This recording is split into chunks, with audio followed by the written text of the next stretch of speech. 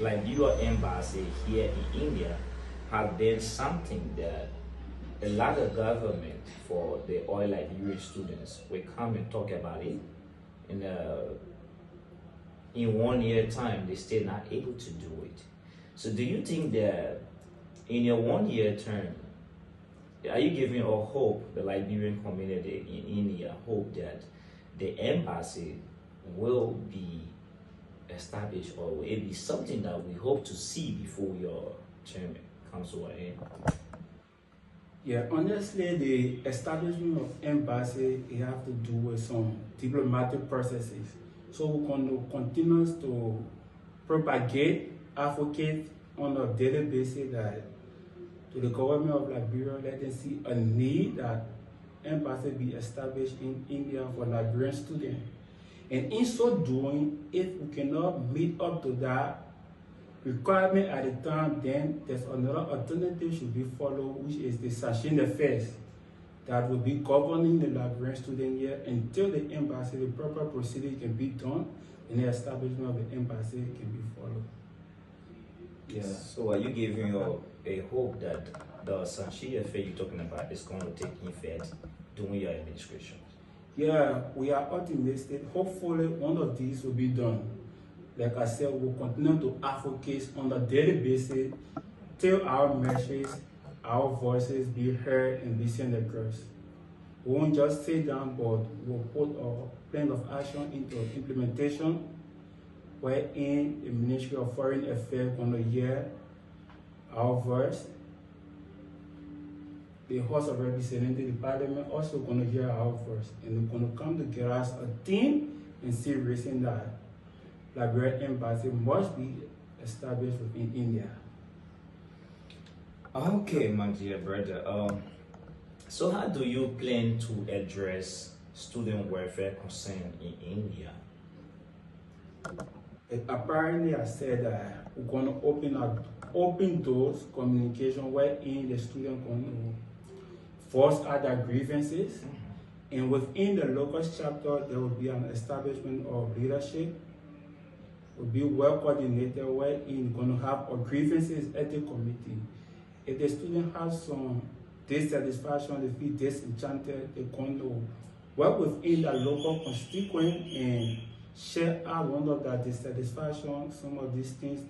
And on the national level, ourselves, we're going to coordinate, work closely with them, and come to a conflict resolution to see how best we can solve this issue. At times, we may disagree to agree, but we won't dissolve ourselves. We'll come to the conflict resolution and solve this matter. Okay, so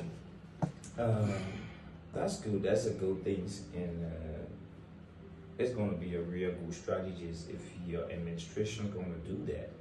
I believe the community is going to be happy with you. So I also want to look at the academic aspects of the Liberian students in India, and I still want to know, right? What are other initiatives are you trying to doing your government? Are you trying to put in place that are going to improve the performance of students? Yes, thank you, Chairman.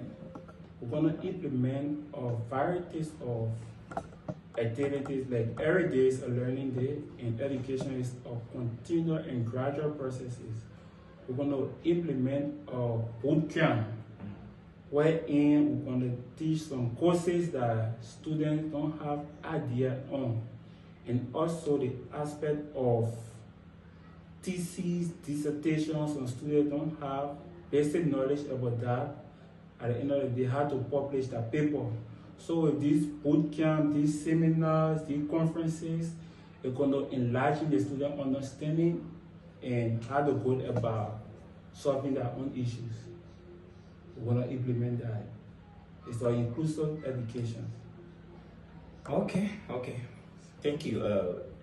Now, I heard you talking about you trying to make sure that students that are coming to India,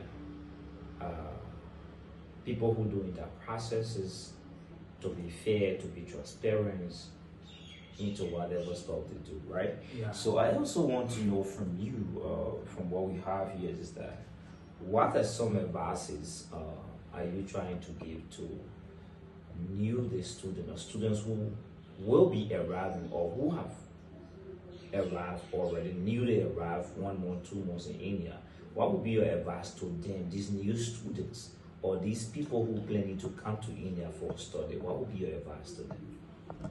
Like for those that are planning to come to India for study, they should firstly get on some research methodology. Know the institution they are coming to, if they have some accredibility, because not all schools have that rank when it comes to education. So make sure that the school is highly accredited, and you should make a careful decision to attend these schools. For those that are already going to be in India, you're going to seek, my advice to you is that don't be deterred, even though you are coming into a new system, and seek consultation from other students or peer-to-peer learning in your local chapter leadership. By some extension, you can reach out to the national chapter leadership.